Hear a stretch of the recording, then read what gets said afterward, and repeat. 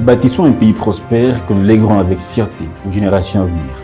Et comme on ne peut pas construire ce que l'on n'a pas conçu, Legacy Talk, un espace citoyen libre et intelligent pour dégager une vision partagée et des ambitions de taille. Gouvernance, leadership et innovation.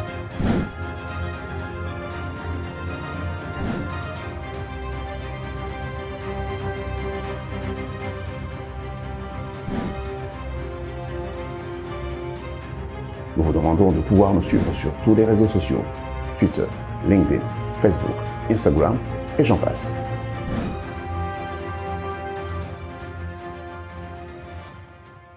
Gouvernance et leadership des résultats. Pourquoi l'État doit être un excellent entrepreneur? Mesdames et messieurs, bienvenue dans ce Legacy Talk du 4 novembre 2023. À toutes et à tous, nous vous disons encore une fois, bienvenue. Bienvenue également à vous, coach. C'est toujours un plaisir de vous avoir ici sur ce plateau. On vous sent un peu requinqué là. Je vais très bien. J'espère que nous allons faire une émission qui va édifier nos auditeurs. Coach, première question directement, si on doit aller droit au but. Pourquoi liez-vous gouvernance et leadership et quels peuvent être les résultats? Vous savez, moi j'entends des fois dire bonne gouvernance ou mauvaise gouvernance. Moi, il y a quelque chose qui est beaucoup plus grave que ça, c'est la non-gouvernance du tout. Vous savez, le genre de choses où dans un espace bien déterminé, il ne se passe rien du tout ou rien de suffisamment important pour être en mesure de transformer la vie des gens. Et mais pour que vous soyez en mesure de transformer la vie des gens, pour que vous soyez en mesure de réellement gouverner un espace, il faut du leadership. Et vous savez, que vous soyez un leader de quelque nature que ce soit, la seule chose qui compte pour vous, ce sont les résultats. Les éléments qui transforment la vie des gens qui sont dans votre gouvernance. Et c'est pour ça que je pense qu'on ne peut pas parler de gouvernance sans parler de leadership. Et c'est pour ça que j'insiste sur le fait que quand on parle de leadership, on doit parler de la gouvernance. Et quand on parle de la gouvernance, on doit parler du leadership. Dites-moi pourquoi vous entendez, qu'est-ce que vous entendez par gouvernance et leadership des résultats en termes plus clairs pour nos téléspectateurs afin qu'ils comprennent eux aussi?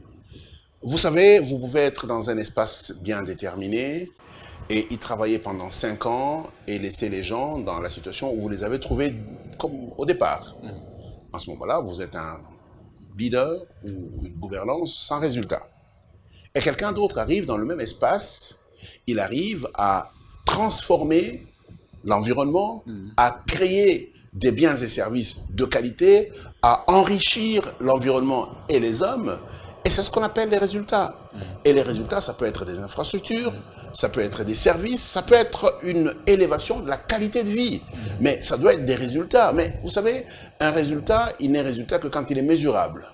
Et c'est pour ça que je pense qu'il est important qu'on doit toujours avoir une gouvernance et un leadership des résultats parce que ça doit faire partie d'une convention, d'un contrat entre le leadership et la population, pour qu'on soit en mesure de savoir on s'est entendu sur quoi et quand on arrive à bout de chaîne, qu'est-ce qu'on a réalisé dans ce sur quoi on s'est entendu.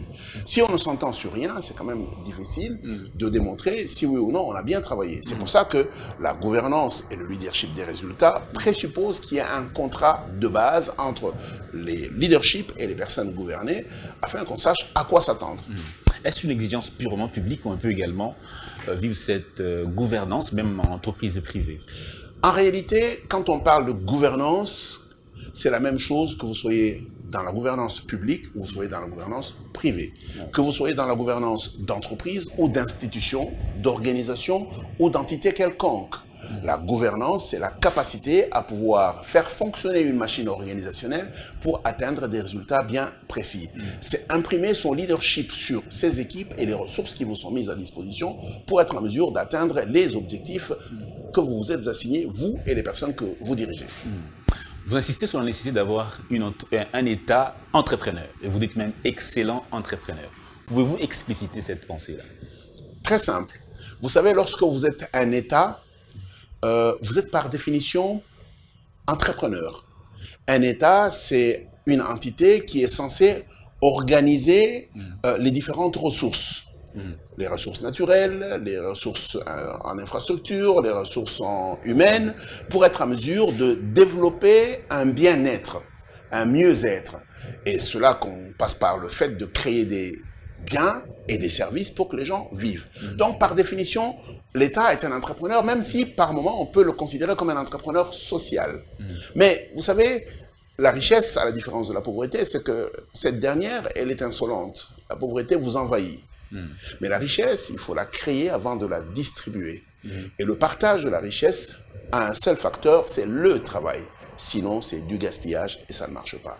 Et pour moi, la prospérité, et la prospérité programmée, organisée, structurée, qui est le fait d'un État, ne peut l'être que d'un État entrepreneur. Un État qui structure des entités, qui créent des richesses pour que celles-ci soient partagées.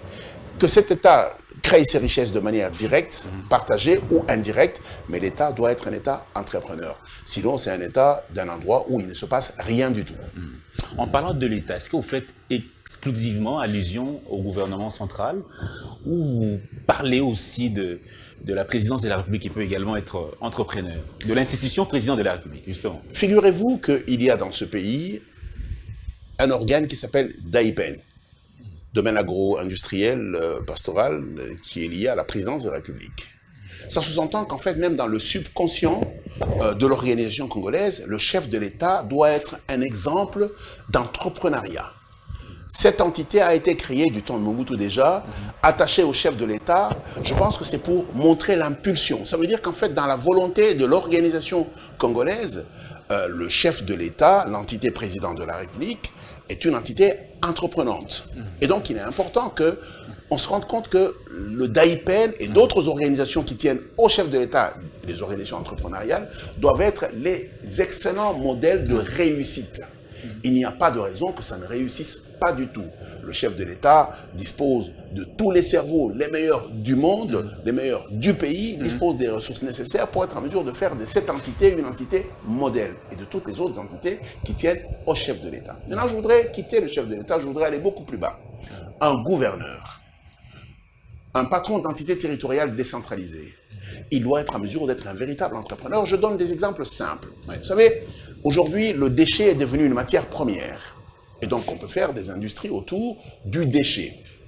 Le bien-être, les écoles, les hôpitaux, c'est devenu des biens commerciaux. Et nous y reviendrons si vous le désirez. Oui. La qualité d'une commune est fonction de l'offre qui est faite aux enfants et aux adultes, de l'environnement de vie. Et je pense qu'on peut créer des entreprises au niveau de la présidence de la République, au niveau du gouvernement central, mais également dans les entités territoriales décentralisées. Et dans un certain nombre de pays comme la France, on appelle ça des entreprises publiques locales. Ça veut dire qu'en fait, une commune peut avoir ses propres entreprises qui font une chose ou une autre en fonction des disponibilités qu'il y a, qui font ces choses seules ou en partenariat avec des privés. Vous faites référence aux entreprises publiques et vous dites que ce n'est pas le fait qu'elles appartiennent à l'État qui les mette en état de faillite. Qu'est-ce qui est à la base alors ? Je vais vous dire une chose, et on a tendance à faire penser ici que l'État est fatalement idiot, ou que l'État est fatalement incompétent, et que les entreprises publiques doivent absolument tomber en faillite. Ce n'est pas sérieux.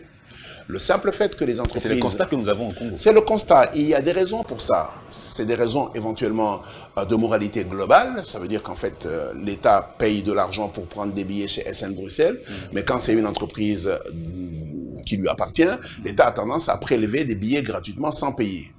L'État paye de l'argent chez Vodafone, et Vodacom, et RTL et tous les autres. Dès qu'il s'agit d'une entité publique, consomme les services sans payer. Vous connaissez l'histoire des factures impayées de la SNEL et de la Régie des eaux. C'est un problème d'attitude, première chose. Deuxième chose, c'est aussi un problème de casting. Là où se trouvent les plus grands défis de l'État, on devrait mettre les talents les meilleurs, être en mesure de les motiver, être en mesure de les surveiller. Vous savez, avec simplement... Il faut d'abord les détecter avant bien sûr. Vous savez, avec simplement l'IGF, aujourd'hui, le comportement de toutes les entreprises publiques a changé. Elles payent les taxes, elles payent les salaires des plus petits avant de payer les salaires des grands, et elles s'arrangent pour être en mesure de faire les choses dans les règles de l'art. Ça sous-entend qu'en fait, si l'État est sérieux avec ce qu'il veut, et qu'il met les bonnes personnes, il met les bons systèmes, les entreprises publiques peuvent devenir des entreprises très profitables. Il n'est pas logique que la Gécamine ait été, toute entreprise publique, elle était un fleuron du cuivre et du cobalt, mais qu'aujourd'hui, ce soit une espèce de faillite, complètement. Une faillite honteuse, doublée de scandales. Et je pense simplement qu'il faut vraiment s'en étonner. Il n'est pas logique que nous ayons la MIBA, que nous ayons Sokimo, que nous ayons toutes ces entreprises qui sont en faillite. Il n'est pas logique que l'ONATRA soit en faillite. Il n'est pas logique que la SNCC soit en faillite malgré la quantité d'argent qu'on y injecte. Et je pense que là-dessus, il faut simplement détecter le problème, être en mesure de le corriger, ou détecter les problèmes, être en mesure de les corriger et avancer. L'État doit avoir un devoir d'exemplarité en termes de réussite et de performance. Parlant d'entreprise publique, vous disiez hors micro que le service national doit être également une entreprise publique. Mais oui. À quelles conditions et pourquoi? Je vais vous dire une chose. Le service national est en train de démontrer de manière assez claire qu'il peut jouer deux missions. La première mission qui est celle de la production. Et sur base de rien, le service national arrive à produire. Et deuxième chose, il construit. Le service national peut donc être considéré comme un producteur de bâtiments. À côté de ça, il y a une mission publique qui lui est concédée, qui est la mission de recycler et de reformer des citoyens. Et cette mission a le devoir d'être subventionnée. Et donc, le service national, de mon point de vue, devrait être mis dans une condition où sa rentabilité devient obligatoire, mais également qu'il soit en mesure de recevoir des subventions pour être en mesure d'accomplir la mission publique qui lui est concédée. Sinon, ce sera un tonneau de naraïde et en ce moment-là, on y mettra de l'argent sans savoir si oui ou non c'est rentable ou pas. Et donc, il est important de valoriser ce valeureux général Kassongo qui démontre de manière assez claire qu'avec des citoyens que l'on pouvait considérer comme des citoyens de seconde zone, on peut faire des citoyens de première qualité capables de produire, mais maintenant on doit être en mesure de considérer qu'on peut faire du service national une entreprise publique avec une mission sociale. Avez-vous des illustrations des entreprises publiques prospères ou des États particulièrement entrepreneurs? Vous parliez de l'Algérie, du Maroc, du Vietnam. Qu'en dites-vous exactement? Comment sont-ils arrivés à cet état-là? Je vais commencer par le Maroc.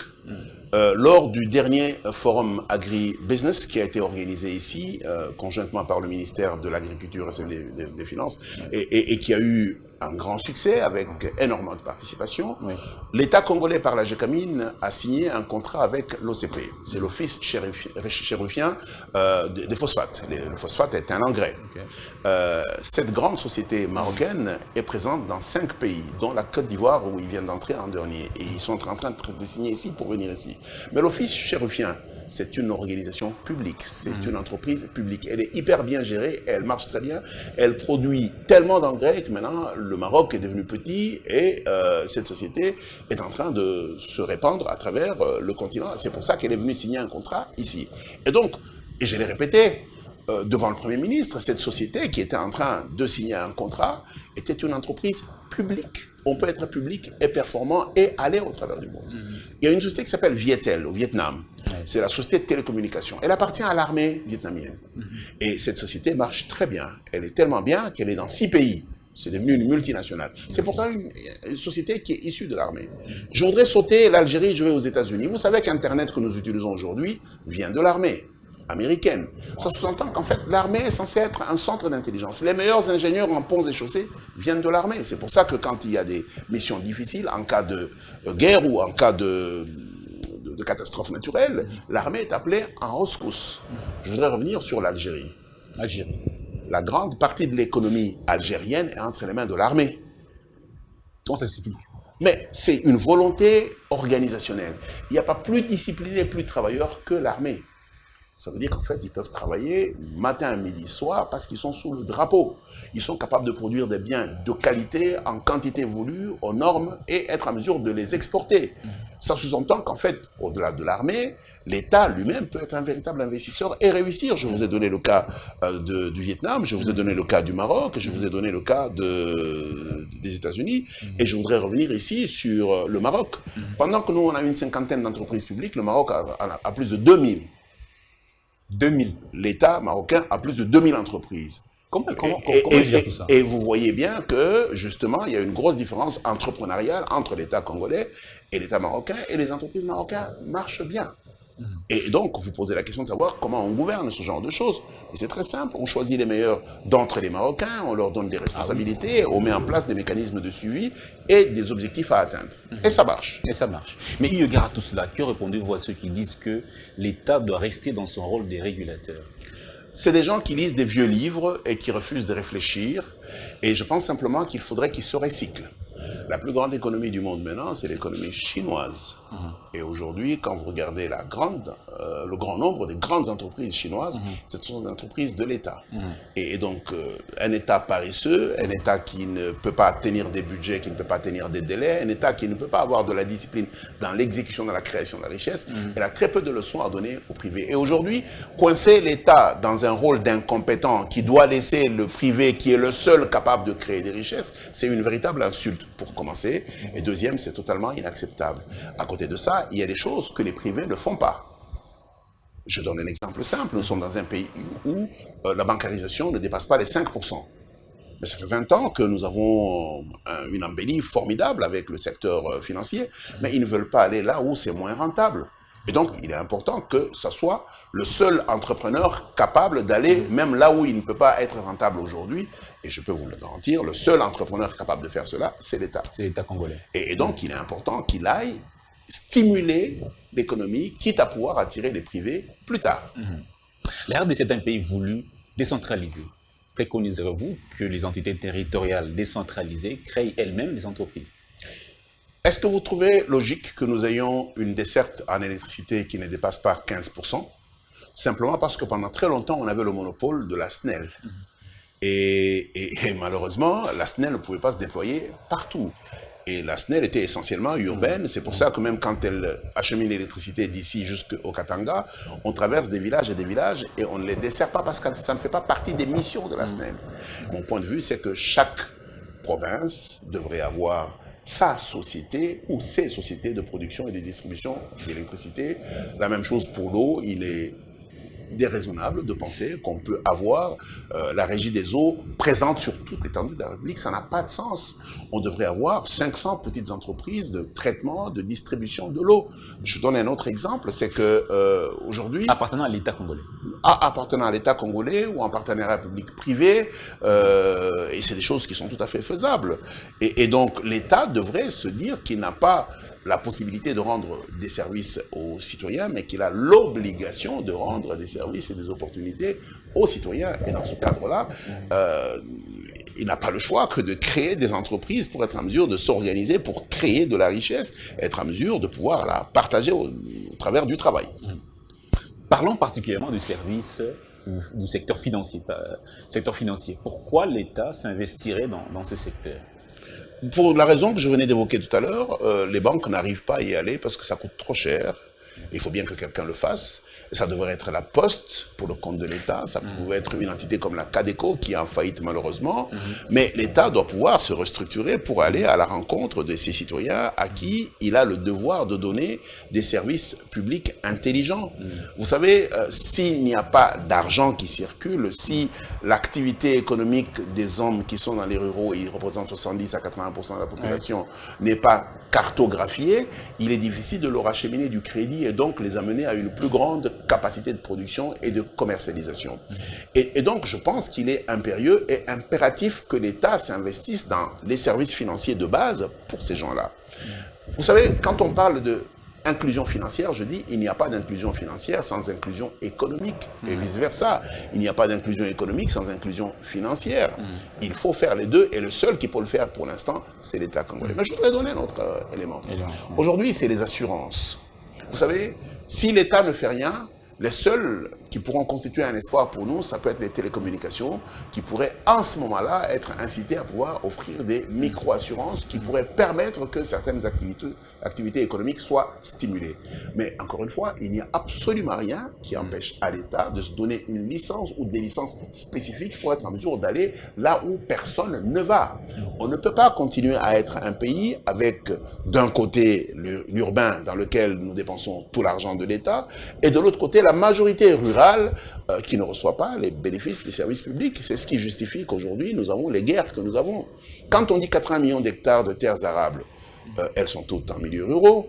Quand on dit 4 millions de terres irrigables, elles sont toutes dans les milieux ruraux. Quand on parle des minéraux et quand on parle des produits pétroliers, des puits pétroliers, je ne connais pas un seul puits qui est en ville. Tout ça est dans les milieux ruraux. Donc, il est important que nous soyons suffisamment intelligents collectivement pour être en mesure de pouvoir mouiller la partie que nous avons longtemps abandonnée avec des initiatives, de l'argent et les personnes. Vous savez, si on commence à dépenser de l'argent et à structurer la finance dans les milieux ruraux, les gens vont aller suivre comme des abeilles cet argent. Et il est important que nous ayons la capacité de pouvoir mouvoir à la fois les finances et les personnes pour aller à la rencontre des besoins et des défis de développement. L'État a pris l'option de laisser les secteurs agroalimentaires dans les mains des privés. Vous dites que c'est faux, ce n'est pas exact. Et si c'était le cas, ce serait une faute très lourde. Oui, on a tendance à dire qu'il faut faire de l'agriculture une activité privée. Non, il faut faire de l'agriculture des entreprises sur toute la chaîne. De la recherche à la semence, de la semence à la culture, de la culture à la récolte, de la transformation à la logistique, jusqu'à la commercialisation. C'est plusieurs métiers. Mais rien n'empêche à l'État d'être un des entrepreneurs sur le chemin. Il n'y a absolument rien qui empêche l'État d'être un entrepreneur aux côtés des privés.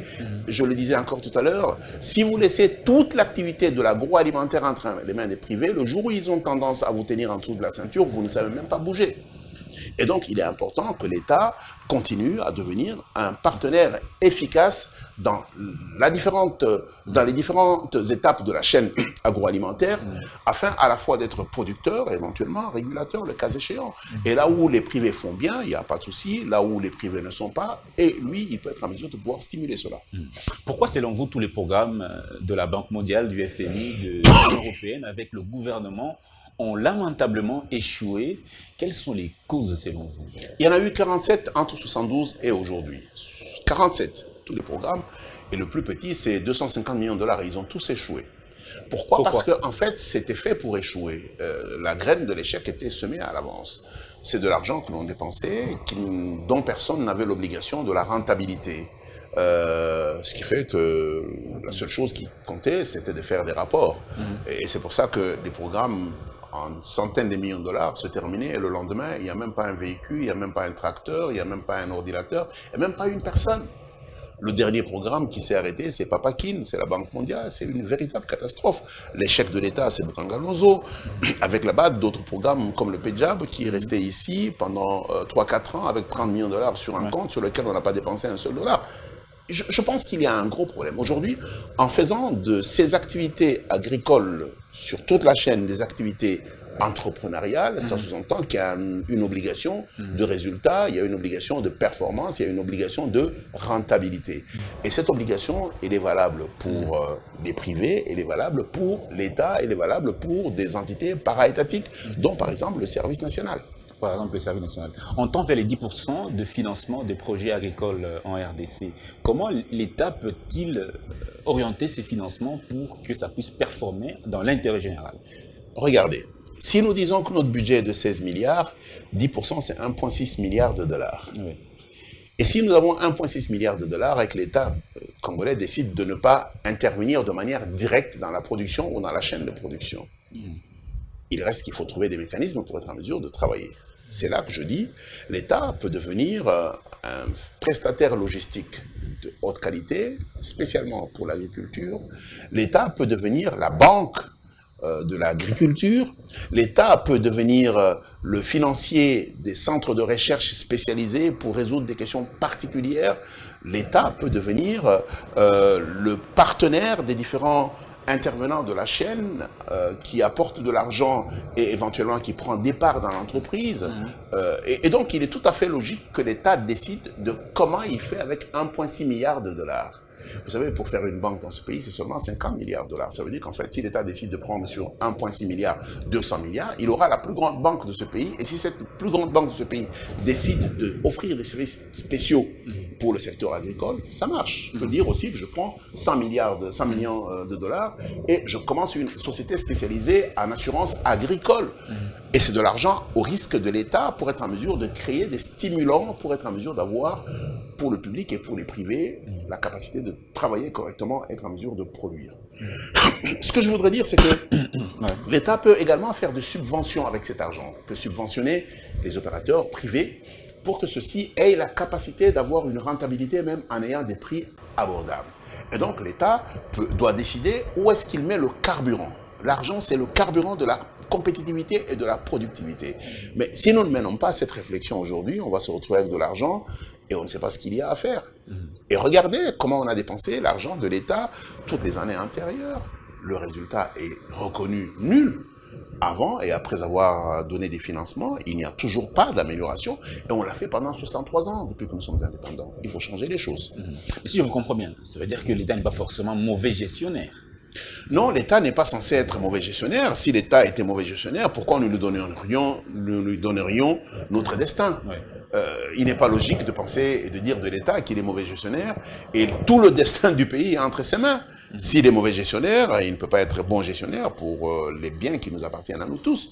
L'État a la possibilité et surtout l'obligation d'être le meilleur gestionnaire. L'État a l'obligation d'être l'entité la plus performante. L'État a les moyens d'avoir tous les outils nécessaires pour être le meilleur entrepreneur possible, même si cela veut dire être un entrepreneur social ou être un entrepreneur politique. Et c'est un État qui fait des choses, un État qui transforme des vies, un État qui assume la compétitivité. Vous savez, il n'y a pas meilleur entrepreneuriat que l'entrepreneuriat militaire. Dans tous les pays du monde, les meilleurs logisticiens viennent de l'armée. Parce qu'on ne se trompe pas dans la logistique de la guerre. Et quand on l'a fait, la plupart d'officiers militaires, quand ils terminent leur carrière, ils se convertissent. Ils se convertissent les uns dans les secteurs de gardiennage, qui sont des métiers liés à la sécurité, d'autres dans le métier de logistique, d'autres dans la planification, parce que toutes les méthodes de planification qu'on en a appris à l'université, y compris la méthode PERT, c'est des entités qui nous viennent de l'armée. Et donc, il faut juste se dire que nous avons la capacité de changer le modèle économique, la perception. Je vais donner deux illustrations simples. Le chef de l'État dit tout le temps, nous allons avoir la couverture santé universelle, et on a tendance à dire que la maternité est gratuite et d'autres services vont être gratuits. Et on dit que l'enseignement primaire est gratuit, on va avoir la capacité d'aller jusqu'à l'école secondaire de manière gratuite. En réalité, c'est du langage politique. Il n'y a rien de gratuit dans la vie. Tout ça n'est possible que lorsque une partie importante de la population contribue à une caisse commune qui amène à la solidarité. Et c'est cette solidarité qui permet que les générations aujourd'hui qui ont besoin d'étudier sont financées par l'argent de ceux qui travaillent déjà. Parce que les gens qui étudient, quand ils seront en mesure de travailler, ils contribueront pour les générations à venir. Et en ce qui concerne la santé, on ne tombe pas tous malades au même moment. Nous contribuons tous pour que, de manière intelligente, les gens soient en mesure d'être soignés au moment où ils tombent malades et qu'ils soient soignés de la meilleure façon qui puisse exister et pas de la capacité de leur poche.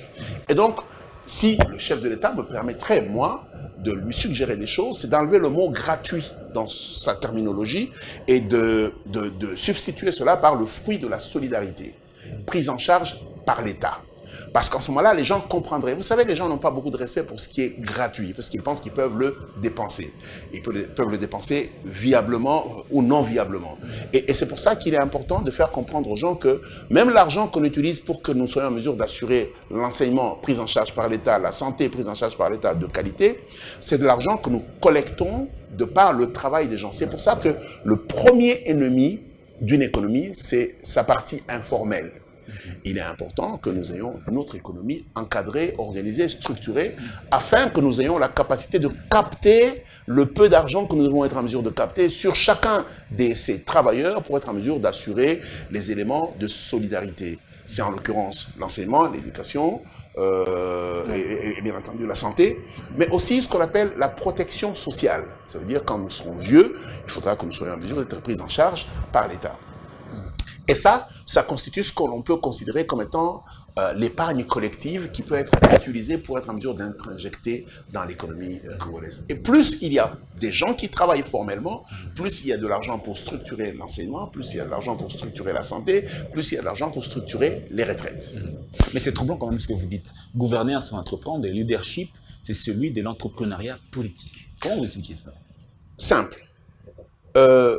Vous savez, lorsque on a des leaders politiques, ce qu'on attend d'eux, c'est de donner l'impulsion pour une véritable transformation de notre environnement, que l'on crée des richesses et que l'on crée des services pour que les gens vivent mieux et qu'ils se retrouvent. L'obligation pour l'État, c'est surtout l'inclusion, mais aussi la capacité à ne laisser personne sur le côté. C'est pour ça que des personnes vivant avec un handicap sont stimulées à pouvoir travailler, mais dans des conditions spécialement organisées par l'État.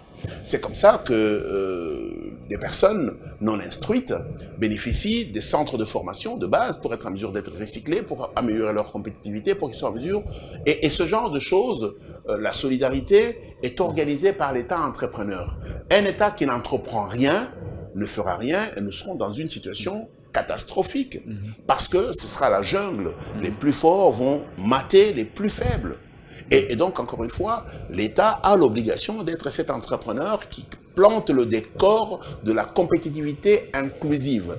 Et quand il le peut, quand il le doit, il est l'entrepreneur qui crée des entreprises, qui crée des richesses pour être en mesure d'absorber les personnes qui sont les moins nantis en termes de capacité naturelle.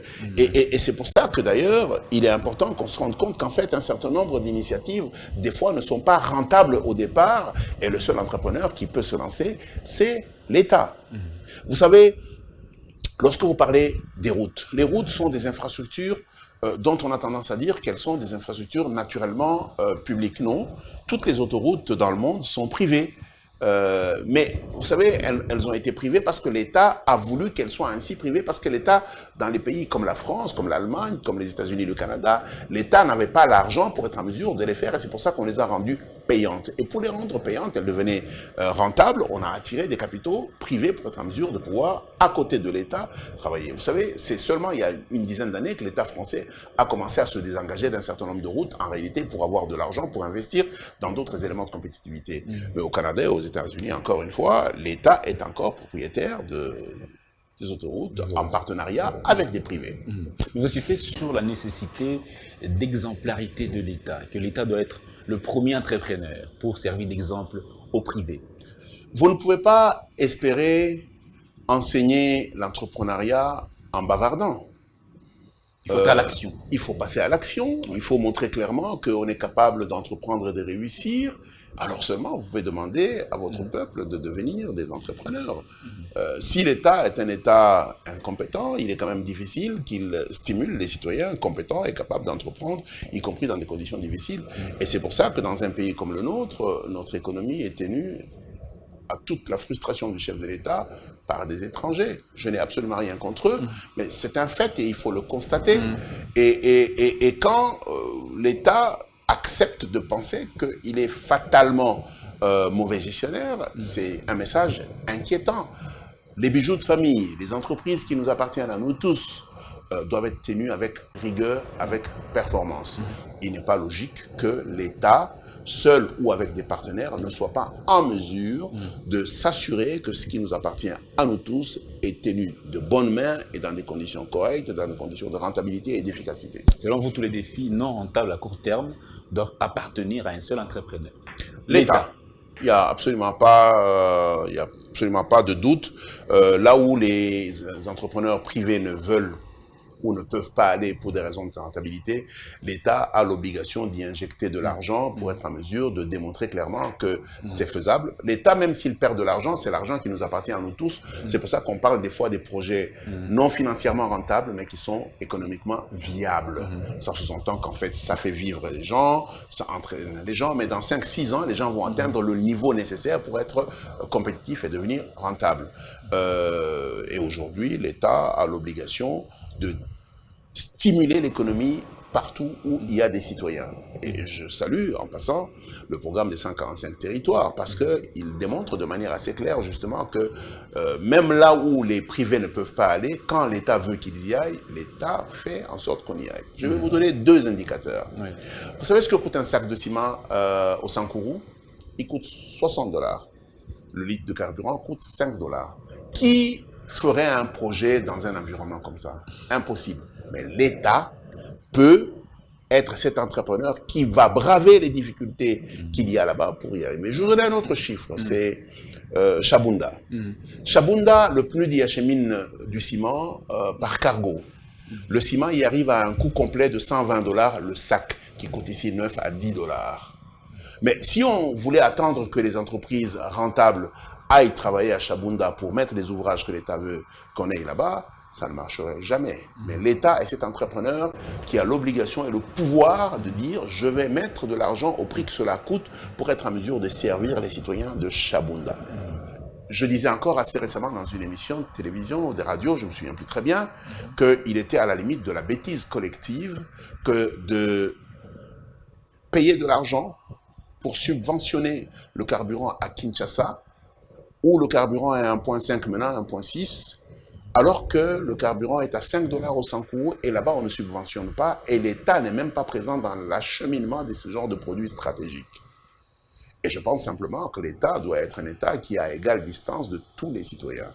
Et le chef de l'État dit développement à la base. Et si on l'écoute, on devrait se dire comment on fait pour créer des sociétés comme cette, mais en créer 20 pour être en mesure de pouvoir couvrir l'étendue de la République. Comment on fait pour ne pas avoir l'OVD qui est basé à Kinshasa? Comment on fait pour avoir des OVD dans chaque territoire capable de s'occuper des problèmes locaux? Comment faisons-nous pour nous assurer que nous ne dépensons pas de l'argent avec des véhicules qui s'abîment sur des routes de très mauvaise qualité pour que des privés et l'État soient en mesure de mettre de l'argent pour qu'on soit en mesure de créer des infrastructures de mobilité et être en mesure de convertir le coût de nos qualités en coût d'opportunité. Et je crois que toutes ces choses mises ensemble, l'État a aujourd'hui la capacité d'être suffisamment intelligent et démontrer aux théoriciens de la vieille garde que l'État congolais a la capacité et l'intelligence nécessaires pour devenir cet entrepreneur qui transforme. Le chef de l'État, hier, était en train de parler avec des jeunes entrepreneurs et vous sentez que la question de l'entrepreneuriat le tient à cœur. Sa volonté de créer des millionnaires et des milliardaires le tient à cœur et il a envie. Mais ça, encore une fois, c'est un processus rigoureux. C'est un processus vertueux et il faut être capable de faire fonctionner tous les instruments qui ont été mis en place pour donner des résultats. Et s'il n'y a pas la capacité de mesurer, on va se retrouver qu'à la fin, on a mis en place des instruments, on les a fait fonctionner, mais on les a tellement mal fait fonctionner, les uns tournant les dos aux autres, qu'on n'a pas de résultats. Et vous savez, les millionnaires, on ne les proclame pas, on les vit, on les voit. Vous savez, c'est très important de se rendre compte que... On les accompagne. Oui, on les accompagne. C'est pour ça qu'on met en place tout l'écosystème qu'il faut pour. Mais à côté de ça, il faut être en mesure, de manière rigoureuse, de suivre si les différents instruments qu'on a mis en place fonctionnent. OK? Et s'ils fonctionnent, est-ce qu'ils donnent les résultats pour lesquels nous avons décidé de les mettre en place? Sinon, on les modifie, on les adapte et on les fait avancer. Selon vous, l'État archaïque doit laisser place à l'État moderne, l'État entrepreneur, l'État innovant qui astreint à l'obligation des résultats. Dan, dans cette ville, si tu désires envoyer un courrier à l'autre bout de la rue, tu dois donner à quelqu'un dans ton bureau ici, tu lui donnes de l'argent pour qu'il achemine le courrier et qu'il te revienne avec un accusé de réception dans un cahier. Ah oui. Il existe ici une poste qui est en fait le service public de l'État qui est censé s'occuper de ce qu'on appelle le service public universel. Ça veut dire que quelqu'un soit à Mosokantanda, ou qu'il soit à Musumba, ou qu'il soit à Libengue, l'État est à égale distance de ce monsieur. Quand il veut avoir son passeport, ou quand l'État veut lui acheminer un courrier, ou quand il veut demander un document quelconque à l'État. Il n'est pas à venir à Kinshasa. Pas obligé d'aller loin. L'État est censé annuler les distances et l'élément de base, c'est la poste. La poste. Sans la poste, il n'y a pas d'État. Quand la poste est en faillite, l'État est en faillite. Nous avons des fois des choses du genre, jusqu'au sommet de l'État, on t'adresse un courrier. C'est 3 mois plus tard, quelqu'un t'appelle pour dire « il y a un courrier pour toi ici ». Tu dois donc envoyer quelqu'un pour aller récupérer un courrier que la primature ou un ministère t'a envoyé. Mais il y a un problème. 3 mois. Et ce que je veux dire ici, c'est que cet État archaïque qui s'occupait des choses de la manière la plus dépassée devrait se moderniser et devenir efficace dans l'acheminement du service public auprès du citoyen là où il est. Si l'État devient efficace, nous n'aurons plus le désordre que nous avons sur la route et les morts que nous avons sur la route de Matadi. Si l'État devient efficace, le coût des biens et services sera moindre que ce qu'il est aujourd'hui parce que nous payons le prix de la non-qualité. Le jour où l'État devient efficace et moderne, nous ne pourrons pas avoir du ciment qui nous vienne de l'Angola pour envahir le marché congolais, nous allons être en mesure de produire avec une compétitivité qui nous permette d'avoir des prix faibles. Vous savez ce qui fait que le ciment soit plus cher ici qu'en Angola? C'est simplement parce que nous avons 3 ou 4 cimenteries à l'ouest qui ont été construites pour servir le grand projet de Yinga. Mais comme le projet de Yinga n'a pas démarré, ces 3 cimenteries fonctionnent à 30%. Et quand ils travaillent à 30%, les coûts de structure sont trop élevés. Si en Angola, eux, ils travaillent à full time, ça veut dire que leurs coûts sont beaucoup plus bas, leur prix de vente est beaucoup plus bas. Ils peuvent même décider de subventionner pour venir prélever les devises en République démocratique du Congo. Mais donc, nous devons être en mesure de nous dire, nous sommes en train d'aller dans la ZLECAf, nous sommes en train d'aller dans l'EAC, mais si nous ne faisons pas attention, nous allons devenir la poubelle du travail des autres. Et donc, il est important que l'État devienne un État entrepreneur, capable de transformer son environnement, capable d'engendrer des activités économiques rentables pour être en mesure de stimuler les universités, stimuler les entreprises, stimuler les gens à devenir des véritables transformateurs de la communauté, des vrais producteurs des biens et des services. On aurait pu éviter cette question, mais vous insistez, les États-Unis et la Chine, qu'on nous pose en termes de modèle économique, sont des États entrepreneurs. Oui, on va vous dire que les États-Unis, c'est le libéralisme économique, et que la Chine est essentiellement socialiste. Mais quand vous regardez très bien, dans les deux cas, c'est des États entrepreneurs. Les États-Unis, aujourd'hui, détiennent des parts importantes dans la plupart des grandes entreprises. Depuis très longtemps que ces États-là sont entrepreneurs. Je vous disais tout à l'heure, par exemple, que la recherche au niveau de l'armée est parmi les recherches de pointe. Internet que nous utilisons aujourd'hui nous vient de l'armée et nous payons de l'argent pour Internet et l'argent, une partie de l'argent rentre encore à l'armée. Et je peux vous garantir qu'en termes de recherche dans la biotechnologie, l'armée américaine est encore à la pointe de la technologie. Et je peux encore vous garantir que la plupart d'entreprises universitaires qui sont aux États-Unis, Harvard et d'autres, c'est des machines à sous. Et pourtant, c'est des entreprises, c'est des universités publiques, et il faut être en mesure de se rendre compte. Et si on regarde ça, on se rend compte que Huawei et beaucoup d'autres entreprises comme ZTE, comme beaucoup d'autres entreprises chinoises, comme celles qui sont en train de travailler ici en République démocratique du Congo, dans le BTP, mais également dans le secteur minier, des entreprises publiques, on s'aperçoit que les États sont des entrepreneurs viables, que ce soit dans le secteur du libéralisme économique, et c'est le cas des États-Unis, ou celui de ce qu'on appelait hier le socialisme, le cas de la Chine. Mais en fait, la réalité, c'est que les deux théories n'existaient plus. Aujourd'hui, il existe des organisations économiques hybrides qui permettent aux différents États à la fois de s'assurer de la compétitivité de l'État public et privé, mais également de la compétitivité de la nation, et ce qui permet justement que les questions d'inclusion soient faites. Vous savez, entre un pauvre et un riche, celui qui peut faire plus de générosité en matière matérielle, à cœur égal, c'est le riche. Si on a le même bon cœur, l'un est pauvre et l'autre est riche, celui qui peut vraiment faire de l'impact, c'est celui qui a. Ça veut dire que l'État, s'il désire avoir la capacité d'intervenir dans la vie de tous les jours, il est important qu'il se constitue un État entrepreneur, État compétent, moderne, capable de saisir l'économie, la capter et mutualiser les moyens pour être en mesure d'intervenir sur des questions de solidarité. Mais pourquoi vous dites-vous que l'enseignement et la santé peuvent être des secteurs de rentabilité sans oublier les infrastructures de mobilité? Je vais commencer par les infrastructures de mobilité. Au Royaume-Uni, en France, en Allemagne, toutes les autoroutes sont payantes. Toutes les autoroutes. En grande partie, ces autoroutes appartiennent à l'État et à l'État avec des privés. Maintenant, je voudrais vous dire de manière brute, toutes les routes sont payantes. Elles sont payées dans la structure du prix des produits pétroliers. Près de 40% de la structure de prix des produits pétroliers en Europe et dans les pays occidentaux, c'est de la fiscalité que l'on appelle road for road. Ça veut dire en fait, c'est de la fiscalité captée sur la mobilité pour la mobilité. Et on améliore les infrastructures de mobilité pour être en mesure d'améliorer la compétitivité de l'État. Maintenant, je reviens aux écoles. Je vous disais tout à l'heure que des écoles universitaires comme Harvard coûtent très cher. Et aujourd'hui, je peux vous garantir qu'il y a des taxes qui sont payées par des universités et ça rentre dans les caisses de l'État. Mais je mets ça de côté. Je voudrais simplement vous dire une chose, que les universités, on y injecte de l'argent pour être en mesure de produire des gens de qualité qui auront gagné des salaires beaucoup plus élevés, qui paieront des taxes beaucoup plus élevées. Est-ce que c'est clair? Et je voudrais vous dire qu'on injecte beaucoup d'argent dans la prévention, dans la santé, pour que les gens restent en bonne santé et qu'ils travaillent. Et plus ils travaillent et s'ils sont intelligents, ils génèrent plus d'argent. Et donc, l'État peut capter plus de taxes. Et donc, la réflexion derrière, c'est la compétitivité. Alors, il est un peu illusoire de penser qu'on peut être un pays compétitif si on laisse 70% de notre population dans le milieu rural avec un degré de compétitivité faible. Et donc, à un moment donné, ce n'est même pas de la mathématique, ce n'est pas de la statistique, c'est de l'arithmétique.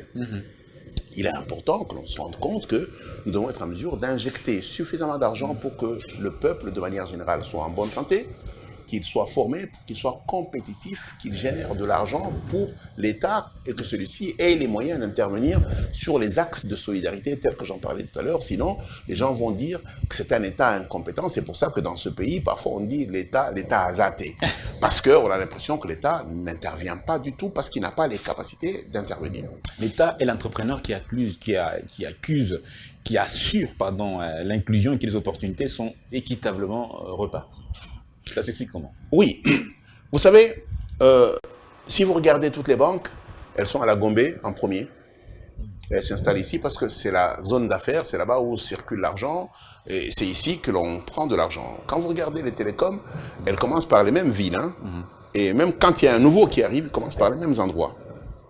Après, ils vont dans une seconde zone, mais il reste une grande partie de notre population qui n'est pas touchée parce qu'on pense que cette population n'a pas les moyens de payer. Pourtant, l'État congolais a la capacité de capter une partie d'argent qu'on appelle le fonds de solidarité numérique, qui peut être redéployé là où on pense qu'il n'y a pas une possibilité de pouvoir payer au prix coûtant commercial. Et cet État entrepreneur, ça devient un État entrepreneur social, qui va réveiller une économie qui n'existe pas encore. Mais plus on la réveille, plus elle va se réveiller, plus elle va devenir viable et rentable, et plus tard, les privés pourront être en mesure de la capter. Ce que je voudrais dire, c'est que nous devons être en mesure de mettre tout le monde au travail. Et cela peut avoir un coût. Le seul entrepreneur qui peut payer ce coût, c'est l'État. Et c'est pour ça qu'il a des outils pour être en mesure de faire des prélèvements, pour être en mesure de renvoyer dans ce qu'on appelle les éléments de solidarité.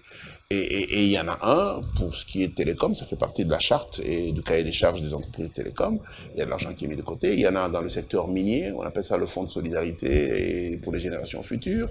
Et il y en a un dans le secteur du pétrole. Et on peut en créer autant que l'on veut si on désire avoir la capacité de renvoyer de l'argent dans les milieux ruraux. Laissez-moi vous dire une chose. Aujourd'hui, l'État emprunte de l'argent et le dépense dans les milieux urbains.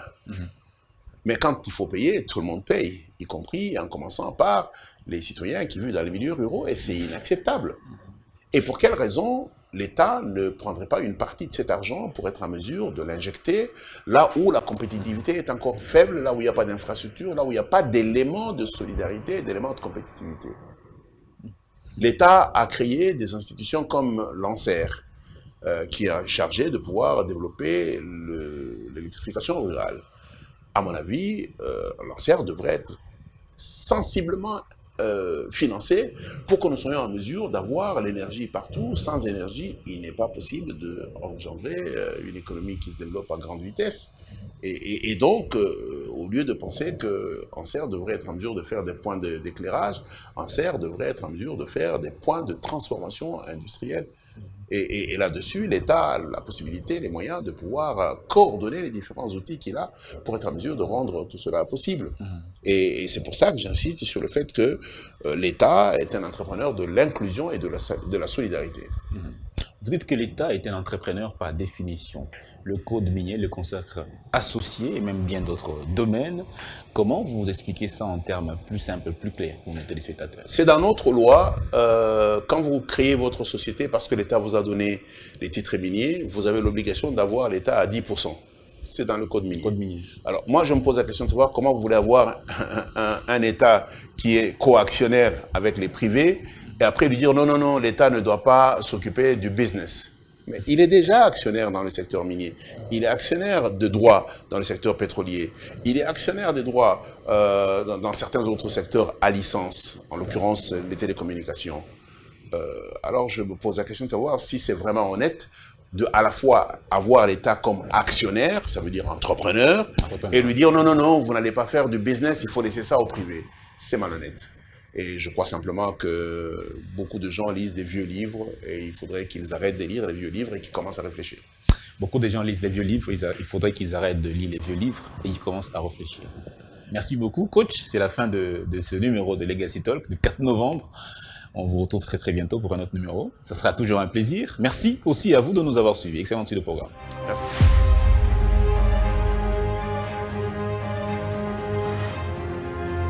Bâtissons un pays prospère que nous léguerons avec fierté aux générations à venir. Et comme on ne peut pas construire ce que l'on n'a pas conçu, Legacy Talk, un espace citoyen libre et intelligent pour dégager une vision partagée et des ambitions de taille. Gouvernance, leadership et innovation.